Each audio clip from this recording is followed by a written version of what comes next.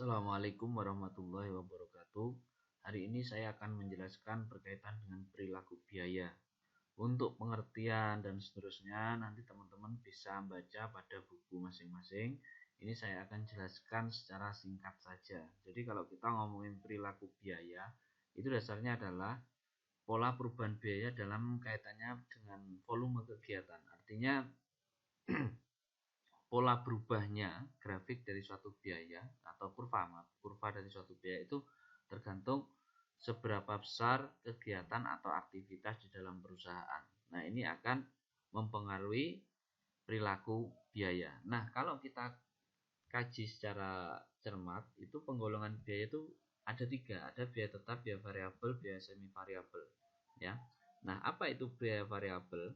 Intinya kalau kita ngomongin biaya variabel itu biaya yang porsinya berubah-ubah, ya.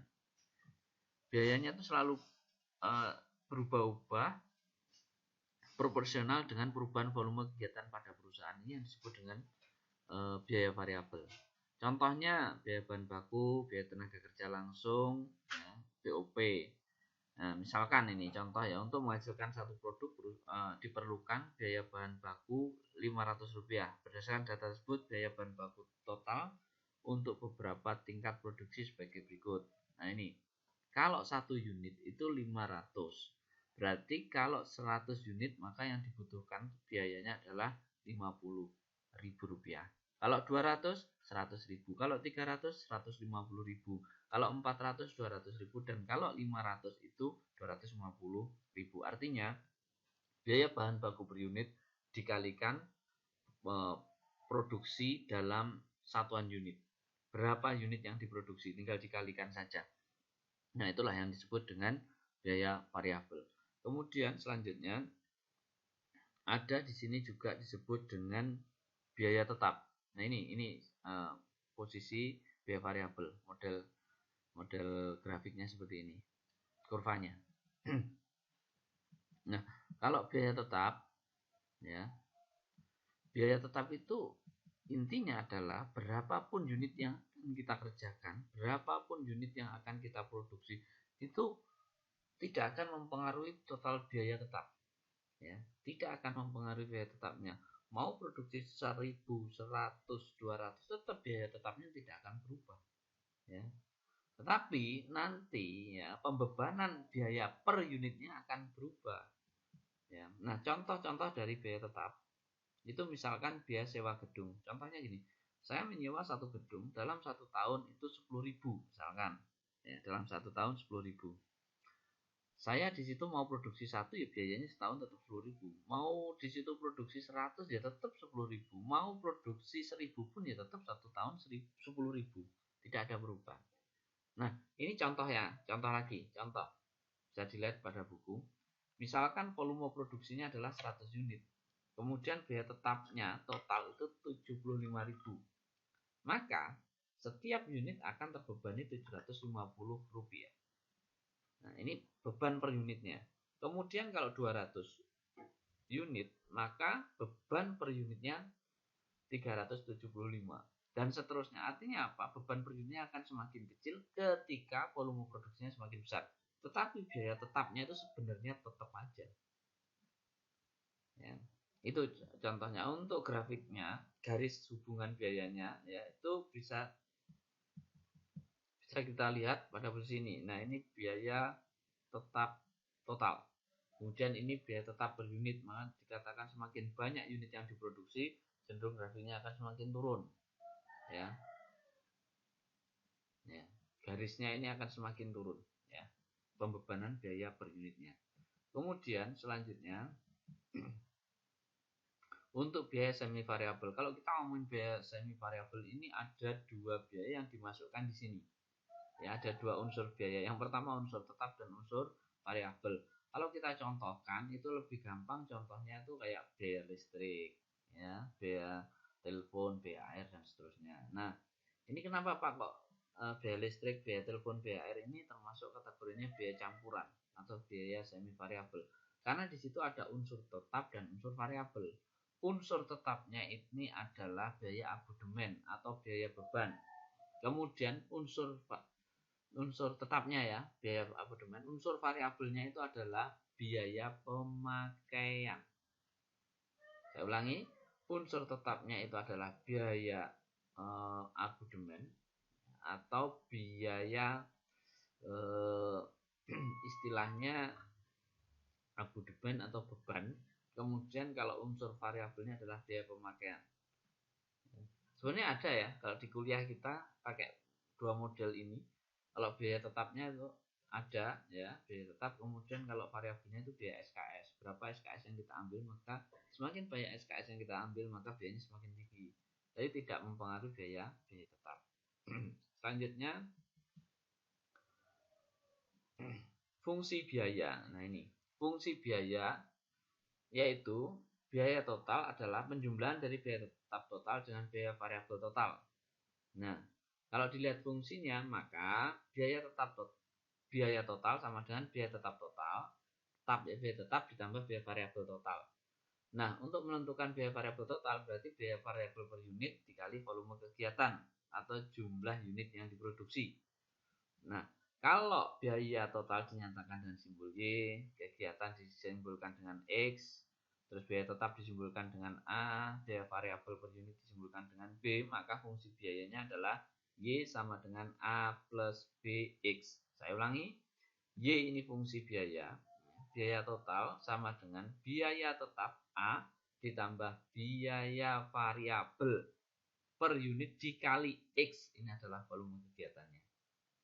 Nah, untuk metode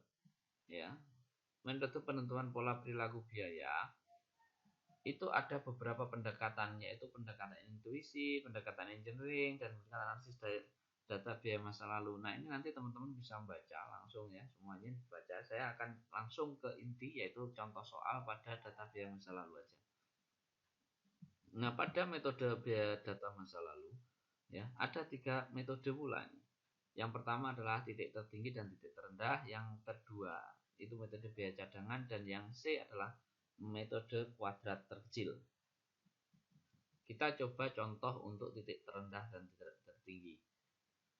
Cara menentukan pola perilaku biaya dengan metode ini adalah dengan menganalisis biaya masa lalu pada volume kegiatan yang tertinggi dan volume kegiatan terendah. Contohnya sebagai berikut.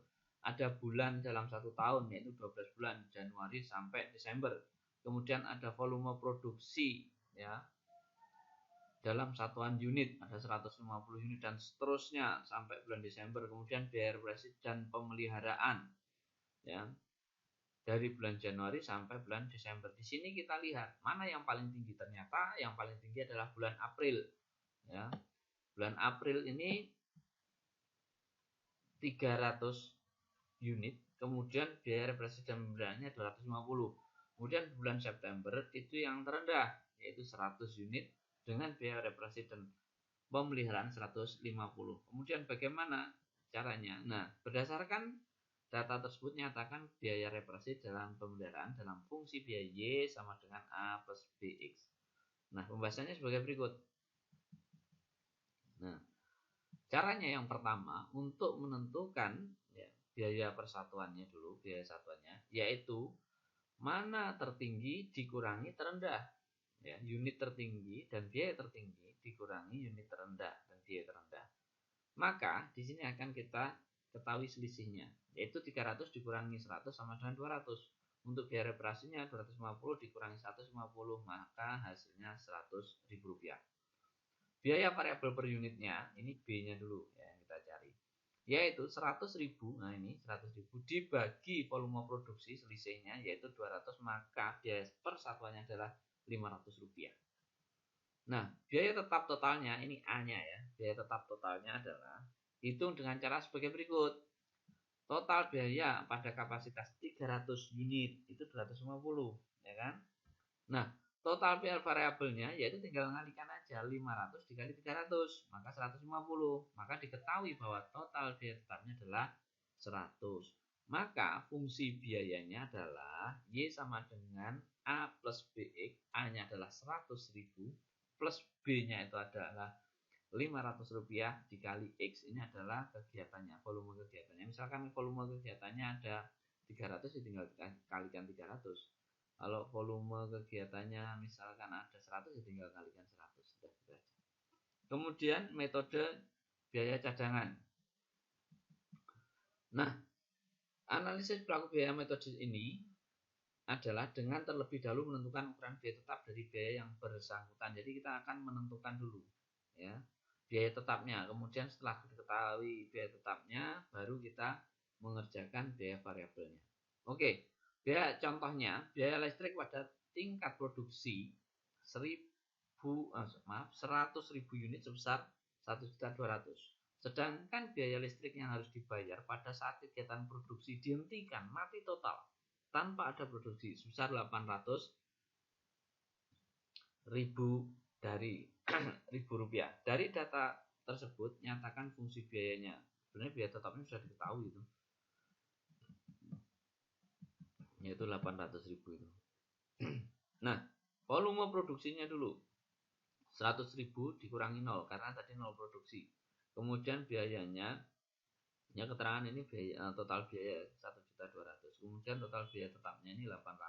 Nah, sudah diketahui yang saya contohkan tadi, sudah saya nyatakan tadi. Jadi tinggal dikurangi aja. 1.200.000 dikurangi 800.000 sama dengan 400.000 ini selisihnya. Ya, nanti 400.000 ini dibagi 100.000. Nah, biaya tetapnya sudah 800, biaya variabel per unitnya yaitu 400 dibagi 100.000, maka Rp4. Maka fungsi biayanya Y sama dengan 800.000 ditambah 4 kali X. X-nya ini volume kegiatan, mau dikasih kegiatan berapa nanti tinggal dikalikan aja. Kemudian metode kuadrat terkecil. Nah, penentuan pola perilaku biaya menurut metode ini adalah dengan menentukan total biaya tetap dan biaya variabel per unit dengan menggunakan rumus sebagai berikut. Ini rumusnya agak panjang ya. Ini sebenarnya hampir sama dengan di rumus statistik gitu ya. Y sama dengan A plus BX, yaitu B N ya, dikali sigma XY dikurangi sigma X dikali sigma Y dibagi N atau total dikali sigma X kuadrat dikurangi sigma X kali 2. A sama dengan sigma Y dikurangi B kali sigma X per N. Nah, sebagai berikut contohnya. Gaji petugas penjualan dan volume penjualan selama tahun 1988 sebagai berikut. Ya. Ada N itu 12 bulan ya. 12 bulan dalam 1 tahun. Kemudian di sini